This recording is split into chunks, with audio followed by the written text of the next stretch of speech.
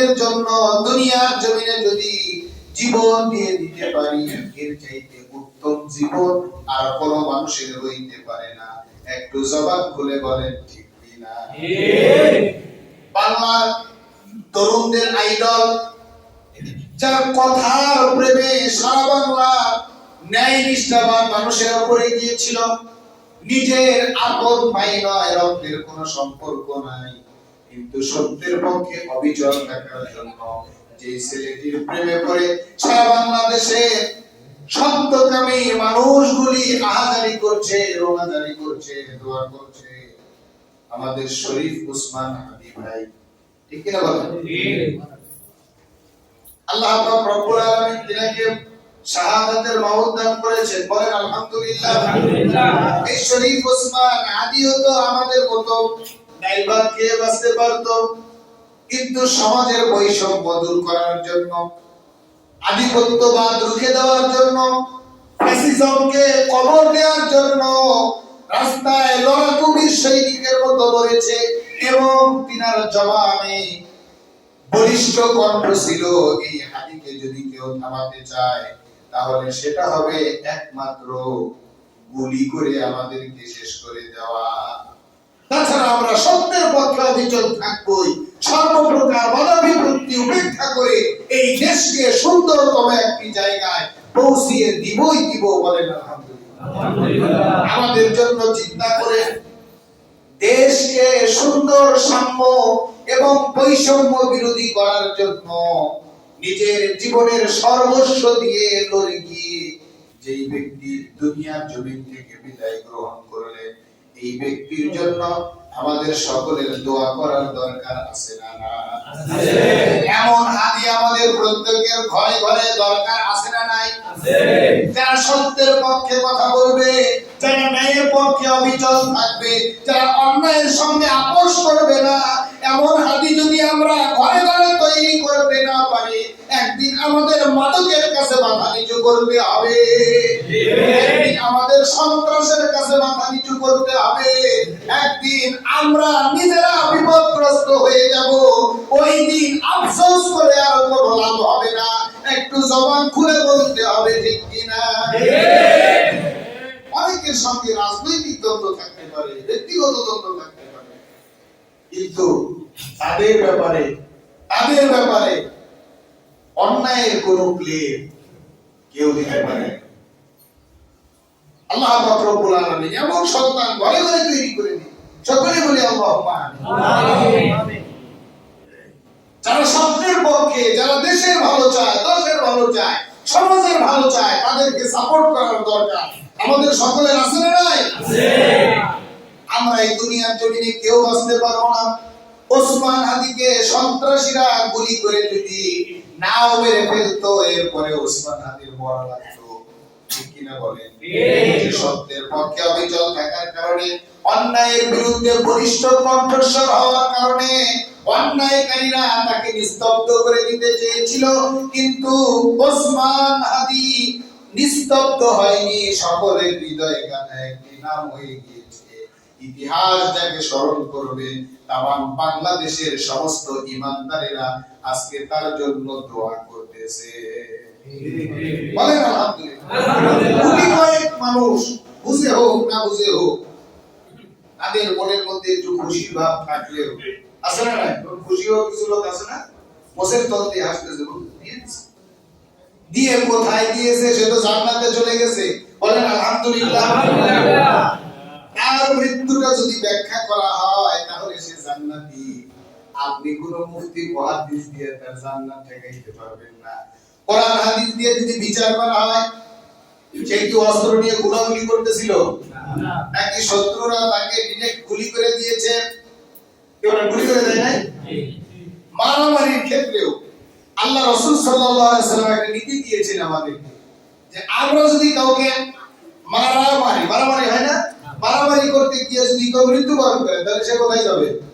জাহান্নামে যাবে। আপনি আমাকে মারবেন, আমিও আপনাকে মারবো, দুইজনই লাঠি নিয়ে লাগছি, ইসলামের জন্য না, নিজের স্বার্থ চরিতার্থের জন্য।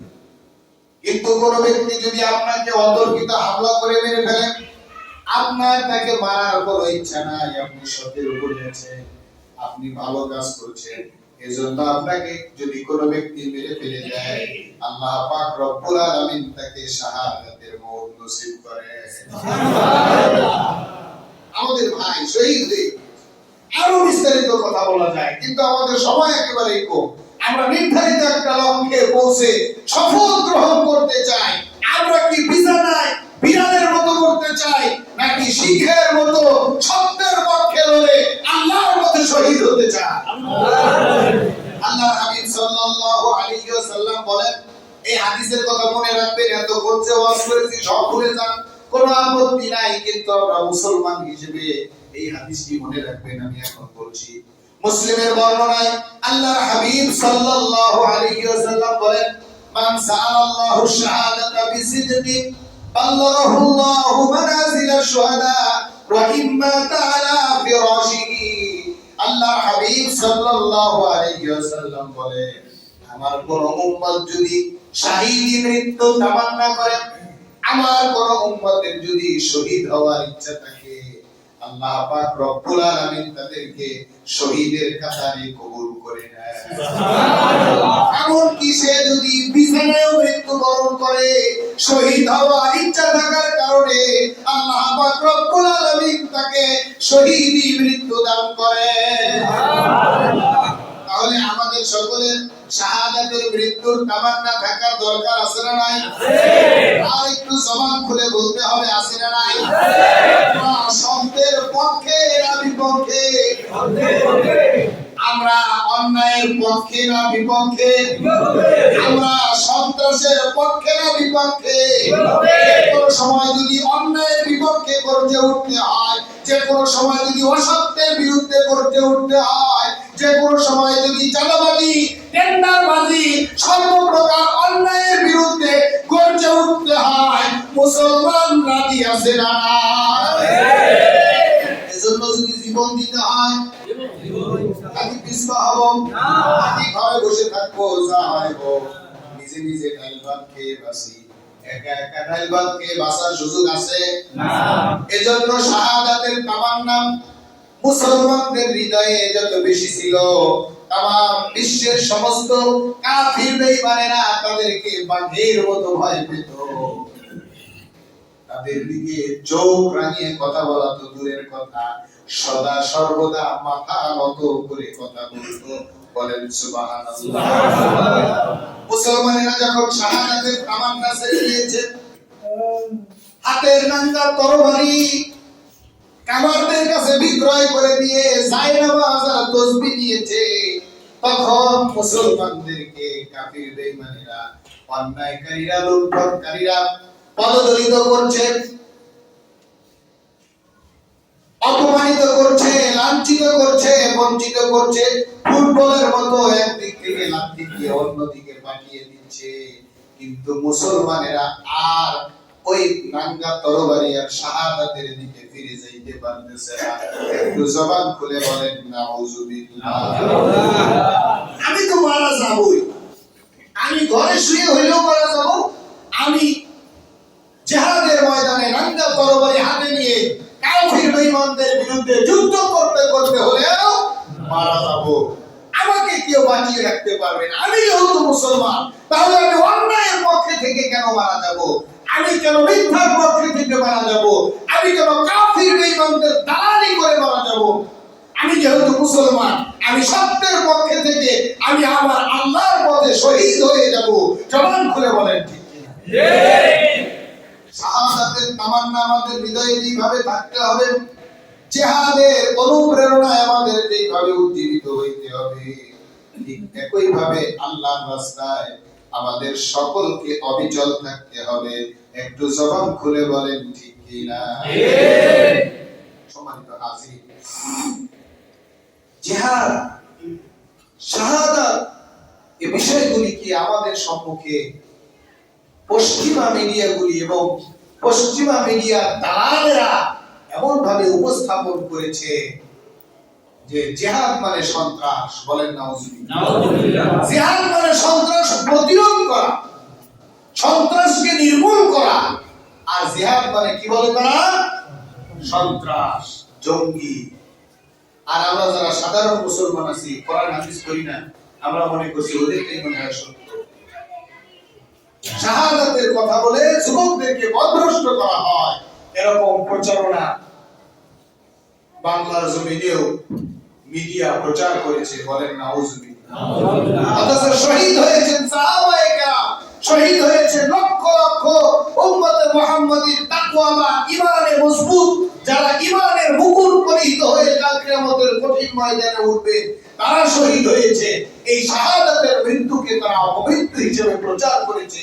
জবান খুলে বলেন নাউজুবিল্লাহ। এই সমস্ত নেগেটিভগুলি তারাই দান করিয়েছে। তারা অন্যায় করেছে, তারা এইভাবে সিন ক্রিয়েট করেছে, তারা যুবকদেরকে পয়সা দিয়ে অন্যায় পথে নামিয়ে অন্যায়টাকে জিহাদ বলেছে, তাদের মুখ দিয়ে বলেছে যে আমরা জিহাদ করি। আসলেও কি ওই যে আমি ইতিপূর্বে বললাম যে মাদকের টাকা ভাগাভাগি করার জন্য, চাঁদাবাজির টাকা ভাগাভাগি করার জন্য, দুনিয়ায় অন্যায় মতবাদ প্রতিষ্ঠা করার জন্য কোন ব্যক্তি যদি মরে, তাহলে কি সে শহীদ? না।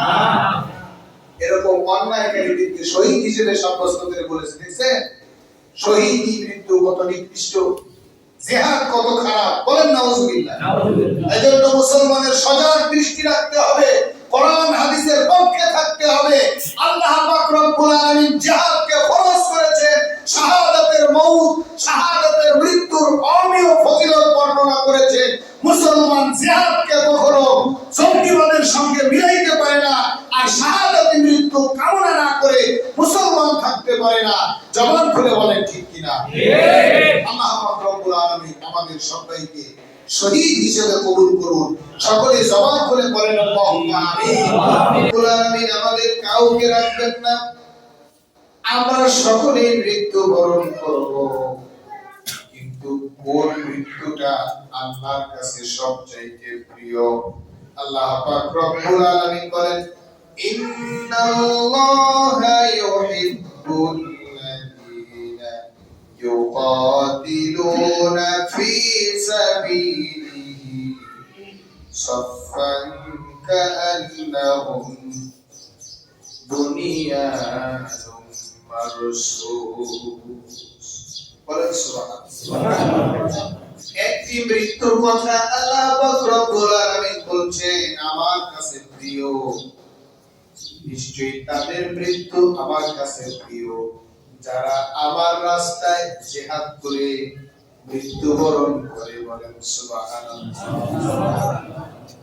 যারা আমার রাস্তায় শহীদ হয়, সত্যের উপরে অবিচল থেকে, বাতিলের বিরুদ্ধে সীসাতলা প্রাচীরের মতো দণ্ডায়মান থেকে আমার সন্তুষ্টির জন্য আমার রাস্তায় শহীদ হয়, সেই মৃত্যুটাই আমার কাছে সবচেয়ে প্রিয়। বলেন সুবহানাল্লাহ। এই দুনিয়ার জমিনে আমি আর আপনি কেউ থাকতে পারবো না। দুনিয়ার জমিনে আমাকে আপনাকে থাকার জন্য আল্লাহ পাক রব্বুল আলামিন পাঠান নাই, কিন্তু আল্লাহ পাক রব্বুল আলামিন বলছেন বান্দা তুমি তো মৃত্যুবরণ করবা, আমার কাছে সবচেয়ে প্রিয় মৃত্যু হবে তোমার। আমার কাছে আসার ক্ষেত্রে তোমার সবচেয়ে উত্তম মাধ্যম হবে তুমি আমার রাস্তায় শহীদ হয়ে আমার কাছে আসবা। শহীদি মৃত্যু আল্লাহ পাক রব্বুল আলামিনের নিকট সবচেয়ে, আল্লাহর হাবিব সাল্লাল্লাহু আলাইহি ওয়াসাল্লাম বলেন দুনিয়ার জমিনের দুইটি ফোঁটা আল্লাহ পাক রব্বুল আলামিনের নিকট সবচেয়ে বেশি প্রিয়। একটি হচ্ছে মুত্তাকি ব্যক্তি, আল্লাহ পাক রব্বুল আলামিনের ভয়ে যখন তার চক্ষু দিয়ে অশ্রু ফোঁটা বের করে, এই অশ্রু ফোঁটা আল্লাহ পাক রব্বুল আলামিনের দরবারে সবচেয়ে প্রিয়। আর একটি হচ্ছে যারা আমার রাস্তায় জিহাদ করে, সংগ্রাম করে, সত্য প্রতিষ্ঠা করতে চায়, ন্যায় নীতির উপরে চলে, ইসলামকে ভালোবেসে আমার পথে যারা জিহাদ করে শহীদ হয়ে যায়, তাদের শরীর থেকে যে রক্ত ফোঁটাগুলি বের হয়, এই রক্ত ফোঁটাগুলি আমার কাছে সবচেয়ে বেশি প্রিয়। সবচেয়ে বেশি। আমরা দুনিয়াটাকে এমন ভাবে আপন করে নিয়েছি, মৃত্যুর কথা শুনলে মনটা নষ্ট হয়েছে। হুজুর কি বলো, ফিরে ফিরে কিন্তু মৌতের কথা, খালি মারা যাবো মারা যাবো, মারা তো যাবোই, কিন্তু তাই বলে এত তাড়াতাড়ি? দুনিয়ার জমিনের স্বাদ আল্লাহ এখনো শেষ হলো না। আর আমাদের কাছে মনে হয় শাহাদাতের মৃত্যু সবচাইতে যন্ত্রণাদায়ক মৃত্যু। আমরা মনে করি এসি রুমের ভিতরে, এরপরে অসুস্থ অবস্থায় আইসিইউর ভিতরে পড়তে পারলে মনে হয়, লাইফ সাপোর্টে পড়তে পারলে মনে হয় মৃত্যুর যন্ত্রণা কম হবে। কি বলেন, এতে মৃত্যুর যন্ত্রণা কম হবে? লাইফ সাপোর্টে থেকে, হাসপাতালে এসি রুমের মধ্যে থেকে, অথবা ঘরের ভিতরে উটের মতো ঘরের ভিতরে মৃত্যুবরণ করবে, ওই মৃত্যুর যন্ত্রণা কম নয়। আল্লাহর হাবিব সাল্লাল্লাহু আলাইহি ওয়াসাল্লাম বলেন, যার শাহাদাতের মৃত্যু হয়, যেই ব্যক্তি জিহাদের ময়দানে মৃত্যুবরণ করে, তার মৃত্যু যন্ত্রণাটি একটি পিঁপড়ার আঁচল কাটার চাইতে বেশি কষ্টদায়ক হয় না। বলেন সুবহানাল্লাহ। অথচ মৃত্যু এতটা যন্ত্রণাদায়ক, একজন পয়গম্বর দুনিয়ার জমিনে মৃত্যু দেখতে চেয়েছিলেন। আপনারা কি তার নাম জানেন? হযরতে ইদ্রিস আলাইহিস সালাম আল্লাহ পাক রব্বুল আলামিনের দরবারে ফরিয়াদ করেছিলেন, আল্লাহ আমি মৃত্যু দেখতে চাই, কেমনে মৃত্যু হয় এটা আমি দেখতে চাই। আল্লাহ পাক রব্বুল আলামিন বললেন, তুমি যদি দেখতে চাও তাহলে তোমারই মরণ কারে দিয়ে দেখাবো। তুমি মৃত্যু দেখতে চাও তাহলে তুমি মরো। বলে যে আমি মরতে চাই, আমি মরে মৃত্যুর স্বাদটা কেমন এটা আমি দেখতে চাই, মানুষকে জানাতে চাই। আল্লাহর পয়গম্বরের মৃত্যু হলো, তিনি আবার জীবিত হলেন। তিনাকে জিজ্ঞাসা করা হলো যে মৃত্যুর স্বাদ কেমন? বলে বোঝানো যাবে না মৃত্যু যে কতটা যন্ত্রণাদায়ক। কিন্তু তাফসীরের কিতাবে এসেছে, উনি দুইটি মিসাল দিয়েছেন। তোমরা যদি উত্তপ্ত তেলের কড়াইয়ের ভিতরে একটি জীবন্ত পাখিকে চুবিয়ে দাও, ওই পাখিটা কেমন কষ্ট পাবে অনুমান করতে পারো। আমার কাছে মনে হয় এর চাইতে কোটি কোটি গুণ বেশি কষ্ট মৃত্যুবরণ করা। সহজ বিষয় নয়। আর একটি বর্ণনা এসেছে, একটি জীবন্ত ছাগলকে উল্টো করে ঝুলিয়ে এরপরে যদি তার চামড়াগুলি আস্তে আস্তে চাকু দিয়ে ফোসায়া কেটে এরপরে তার শরীর থেকে তার চামড়াগুলি সরানো হয়, এই ছাগল যেমন কষ্ট পাবে, আমার কাছে মনে হয়েছে এর চাইতেও বেশি কষ্ট মৃত্যুর মধ্যে রয়েছে। মৃত্যুর যন্ত্রণা এতটাই কষ্টদায়ক। আল্লাহর হাবিব সাল্লাল্লাহু আলাইহি ওয়াসাল্লাম মৃত্যুর সন্ধিক্ষণে মালাকুল মউত আজরাইল আলাইহিস সালাম যখন তিনার রূহের উপরে আঘাত করেন, আল্লাহর হাবিব সাল্লাল্লাহু আলাইহি ওয়াসাল্লাম বলছিলেন, ভাই আজরাইল, দুনিয়ার জমিনের সবার চাইতে বেশি কষ্ট দিয়ে কেন আমার রূহ কবজ করতেছো? আমি জানতে চাই। জিবরাইল বললেন, ইয়া রাসূলুল্লাহ, ইয়া হাবিবাল্লাহ, আপনাকে সবচেয়ে বেশি কষ্ট দিচ্ছি না, এর চাইতে কম কষ্ট দিয়ে ইতিপূর্বেও কারো রূহ কবজ করা হয় নাই, আর আগামীতেও এর চাইতে কম কষ্ট দিয়ে কারো রূহ কবজ করা হবে না। আল্লাহর হাবিব সাল্লাল্লাহু আলাইহি ওয়াসাল্লাম বলছেন, আজরাইল, আমার কাছে মনে হচ্ছে আমার বুকের উপরে বহুত পাহাড় চাপা দেওয়া হয়েছে। তুমি আমার রূহ কবজ করার জন্য আমার রূহতে হাত দাও নাই। আমার কাছে মনে হচ্ছে আমার বুকের উপরে বহুত পাহাড় চাপা দেওয়া হয়েছে। জবান খুলে বলেন নাউজুবিল্লাহ।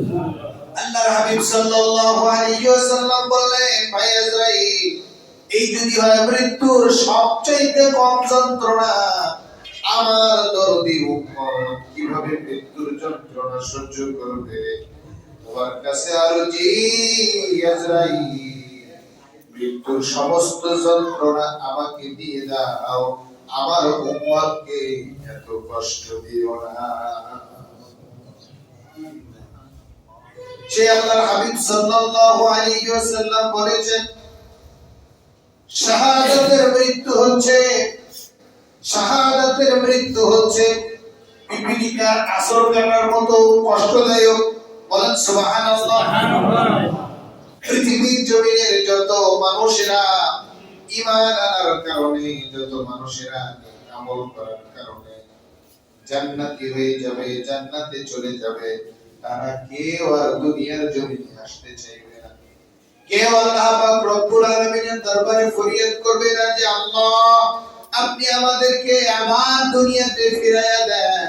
কিন্তু আল্লাহর হাবিব সাল্লাল্লাহু আলাইহি ওয়াসাল্লাম বলে, একমাত্র শহীদেরা আল্লাহ পাক রব্বুল আলামিনের দরবারে জান্নাত পাওয়ার পরেও ফরিয়াদ করে বলবেন, আল্লাহ তুমি আমাদেরকে আবার দুনিয়ার জমিনে পাঠাও, তোমার রাস্তায় জিহাদ করে আমরা আবার মৃত্যুবরণ করতে চাই।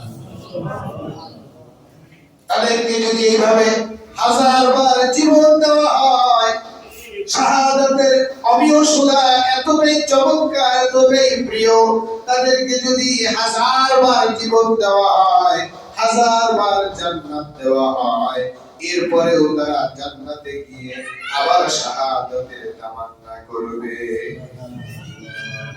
আমার প্রিয় ভাই, শাহাদাত এতটা চমৎকার মৃত্যু, শাহাদাতের মৃত্যু যাদের নসিব হয়েছে, এজন্য আল্লাহ পাক রব্বুল আলামিন বলেছেন, শহীদদেরকে তোমরা মৃত্যু বলো না। কি বলো না? শহীদদেরকে তোমরা মৃত্যু বলো না। আল্লাহ পাক রব্বুল আলামিন বলেন, ওয়ালা তাকুলু লিমান ইউকতালু ফি সাবিলিল্লাহি আমওয়াত বাল আহইয়াউ ওয়ালাকিন লা তাশউরুন। আল্লাহ পাক রব্বুল আলামিন বলেন, যারা আমার রাস্তায় মৃত্যুবরণ করে শহীদ হয়, তোমরা তাদেরকে মৃত্যুবরণ করো না, বরং তারা আমার কাছে জীবিত। বলেন সুবহানাল্লাহ। বরং তারা আমার কাছে জীবিত। বাল আহইয়াউ ওয়ালাকিন লা তাশউরুন, কিন্তু তোমরা সেটা বুঝতে পারো না। বলেন সুবহানাল্লাহ। এটা কার কথা? আল্লাহ পাক রব্বুল আলামিন শহীদদেরকে জীবিত ঘোষণা করেছে। আল্লাহর হাবিব সাল্লাল্লাহু আলাইহি ওয়াসাল্লাম বলেন, যারা শহীদ হয়, যারা আল্লাহর রাস্তায় নিজের জীবনকে বিলিয়ে দেয়, দুনিয়ার জমিন থেকে যখন তারা বিদায় নেয়, তাদের রূহটাকে আল্লাহ পাক রব্বুল আলামিন সঙ্গে সঙ্গে জান্নাতের সবুজ পাখি করে জান্নাতের ভিতরে জীবিত ছেড়ে দেয়।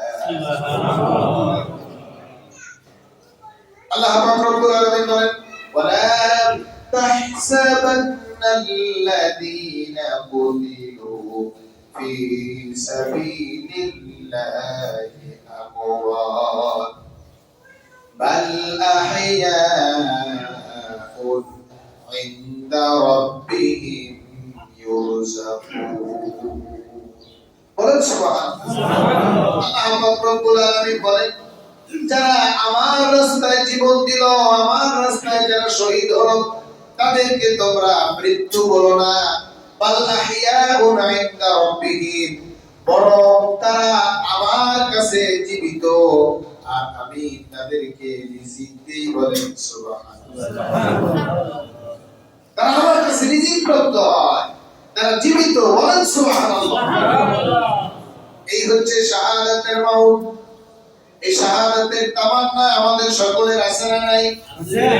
আর একটু জবান খুলে বলতে হবে, আছে না নাই? আছে। শহীদ হওয়ার জন্য দুই গ্রুপে মাদক নিয়ে সন্ত্রাস করে, গোলাগুলি করে মৃত্যুবরণ করেছে, নেতারা এসে শহীদ ঘোষণা করে দিয়েছে, শহীদ হয়ে গেছে। দুই গ্রুপে কি নিয়ে গ্যাঞ্জাম করছে? মাদক নিয়ে, মানে মাদকের টাকা ভাগ আমি নেব, ও বলে না আমি নেব, এই এরিয়া আমার, এই যে বেচা কিনা বেশি হয়, ও বলে না এই এরিয়া আমি ঢুকবো। এরপরে শুরু হয়েছে গোলাগুলি। এই যারা গোলাগুলি করে, যারা কিলাকিলি করে, এদের নেতা আছে না নাই? করার পরে এরা এসে নিজেদের কর্মীদেরকে শহীদ ঘোষণা করে। করে কি করে না? অন্যায় অনাচার করে, মিথ্যাচার করে, জুলুম করে, টেন্ডারবাজি করে, চাঁদাবাজি করে, ছিনতাই করে, রাহাজানি করে, দুনিয়ায় ত্রাস সৃষ্টি করে অন্যায় প্রতিষ্ঠিত করার জন্য, অন্যায় প্রতিষ্ঠিত করার জন্য যারা নিহত হয় তাদেরকে যখন আমাদের নেতা নেত্রীরা শহীদ ঘোষণা করে, তখন আমার মনে হয় শয়তানেও হাসে। চিন্তা করে কয় কি, এত বড় বেয়াদবি শহীদের সামনে আমি তো করতে পারবো। নেতাও জানে আমার কর্মী মাদক নিয়ে নিহত, কর্মী তো জায়গা মতো গিয়ে কিলগুনা খাইতেছে, কিন্তু ওদিক দিয়ে শহীদ ঘোষণা করে দিচ্ছে। শহীদের তো সহজ বিষয় নয়। যারা আল্লাহর জমিনে আল্লাহর দ্বীন প্রতিষ্ঠা করতে চায়, ইসলামকে বাস্তবায়ন করতে চায়, অন্যায় অনাচার বিদূরিত করতে চায়, যারা ন্যায়ের পক্ষে থাকে, হকের পক্ষে থাকে, হকের পক্ষে থাকার কারণে বাতিল যাদেরকে নিহত করে, বাতিল যাদেরকে মেরে ফেলে, তাদেরকে আমরা শহীদ বলতে পারি। কিন্তু অন্যায় করে, মৃত্যুবরণ করে, দুনিয়া কামানোর জন্য হঠকারিতা করে, বিভিন্ন প্রকার অন্যায় অনাচার করে কোন ব্যক্তি যদি নিজেকে শহীদ দাবি করে, কোন দল যদি শহীদ ঘোষণা করে, এতে এই শাহাদাতের 4 পয়সার মূল্য আল্লাহর দরবারে পাওয়া যাবে না।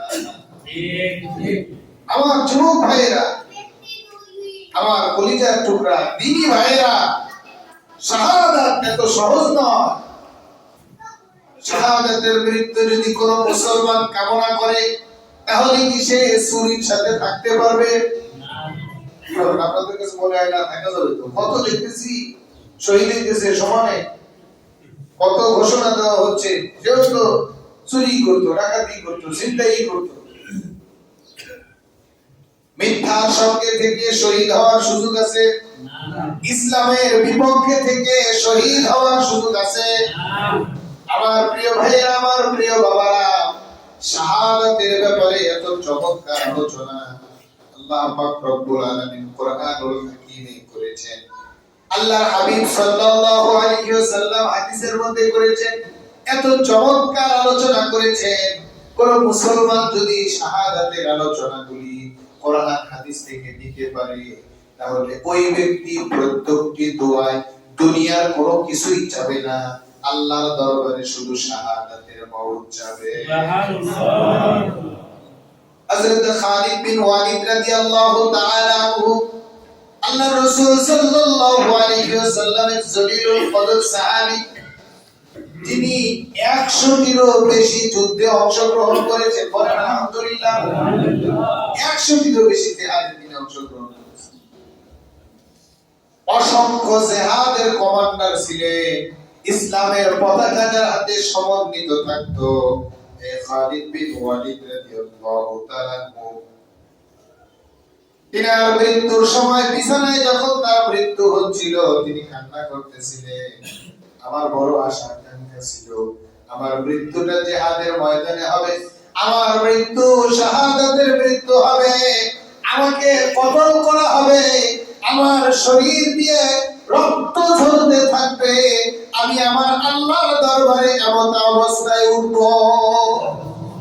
আমাকে গোসল করানো হবে না, আমাকে জানাজা দেওয়ানো হবে না, আমি রক্ত মাখা অবস্থায় আমার আল্লাহর দরবারে উঠে আমার আল্লাহকে বলবো, আল্লাহ আমি তোমার দ্বীনের জন্য শাহাদাত বরণ করেছি।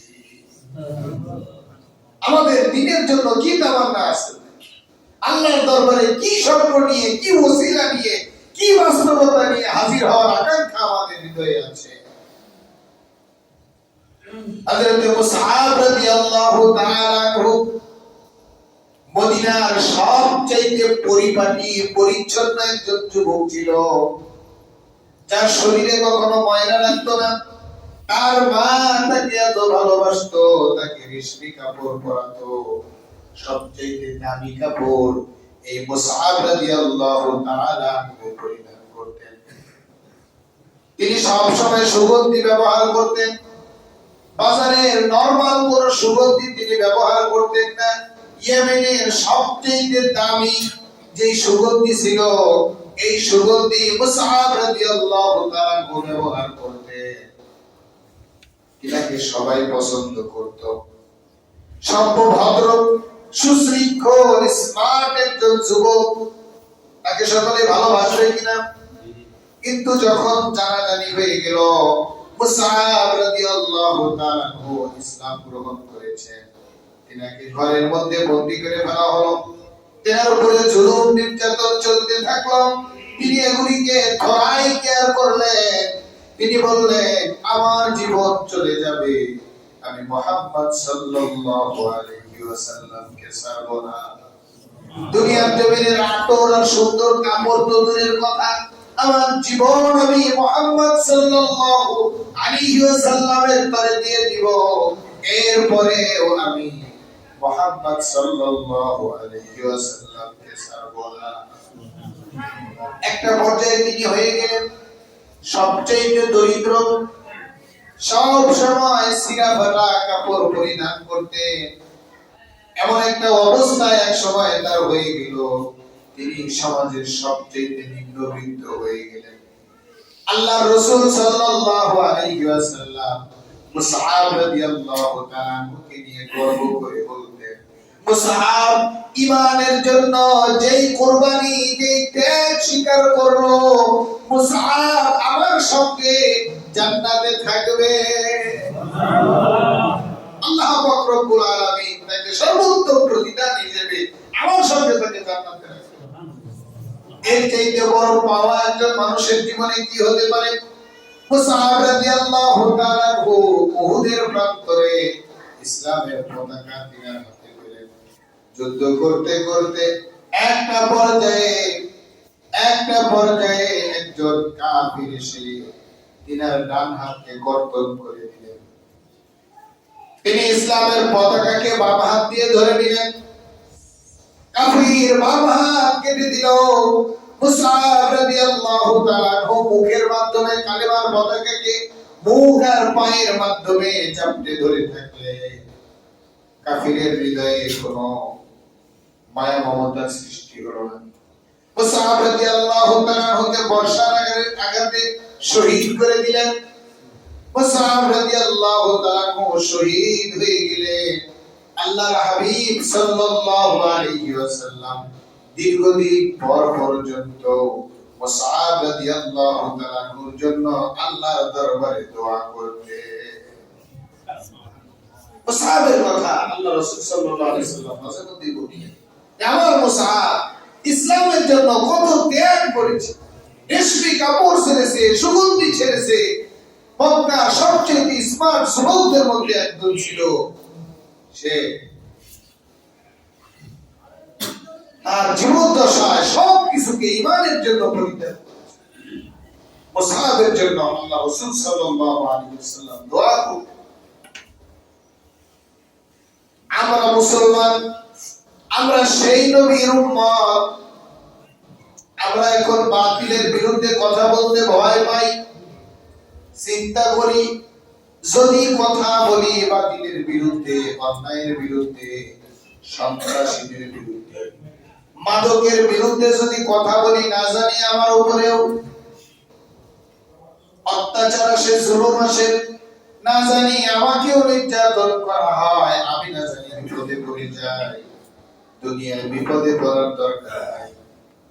দাইবাদকে ছেলে সন্তান নিয়ে সুখী শান্তিতে বেঁচে যায়, এমন চিন্তা অনেক মুসলমানের আছে না? কিন্তু বাতিলকে প্রশ্রয় দিয়ে অন্যায়কারীদেরকে সুযোগ দিয়ে সুন্দরভাবে ব্যবহার খেয়ে ছেলে সন্তান নিয়ে বাঁচার সুযোগ মুসলমানদের আছে? কি বলেন আছে? আপনি ছেলে সন্তান নিয়ে ডাল ভাত খেয়ে বাঁচতে চাবেন, কিন্তু একটা সময় দেখবেন যে সন্তানকে নিয়ে সুন্দরভাবে ডাল ভাত খেয়ে বাঁচতে চান, আপনার ওই সন্তান ওই বাড়ির রান্না করা ডাল না খেয়ে বাজারের ডাল খায়। বলেন আছে না? এটা দেশের নাম আছে না ডাল, কেমন আমরা তো জানি না, আমরা খালি নাম শুনি। আপনারা নাম শোনেন না? একটা সময় দেখবেন আপনার ছেলেও সন্ত্রাসী হয়ে গিয়েছে, একটা সময় দেখবেন আপনার পরিবেশটা কেমন ঘোলাটে হয়ে গিয়েছে, আপনি চলাফেরায় আতরের সুগন্ধ পান না, গাঞ্জার দুর্গন্ধ আপনার নাকে এসে লাগে, আপনি কিছুই বলতে পারেন না, একটু জবান খুলে বলেন ঠিক কিনা? এজন্য অন্যায়কারীদের অপরাধীদেরকে আমরা যদি অঙ্কুরেই ভেঙে দিতে না পারি, তাদের শিকড় বিস্তৃত হলে আমাদের বাঁচার উপায় থাকবে না। জবান খুলে বলেন ঠিক কিনা? আমরা শুধুমাত্র ভেজাল অ্যাভয়েড করে চলতে চাই, বিপদে গিয়ে চলতে চাই, আমরা মনে করি নিজে বাঁচলে বাপের নাম, ঠিক কিনা? যে আগে নিজে বাঁচলে তো যা হয়, অমুকের ছেলে অমুক গাঁজা খায়, অমুকের ছেলে অমুক অন্যায় করে, তবু কি ভালো মানুষ না? আমি তো ভালো মানুষ, আমি তো ঠিক থাকি। কিন্তু এই অন্যায় রেশ এমন ভাবে ছড়িয়ে পড়বে, একটা সময় আমাকে আপনাকেও আক্রমণ করার সম্ভাবনা আছে না নাই? সত্যের পক্ষে লড়াই করে, সত্যের পক্ষে অবিচল থেকে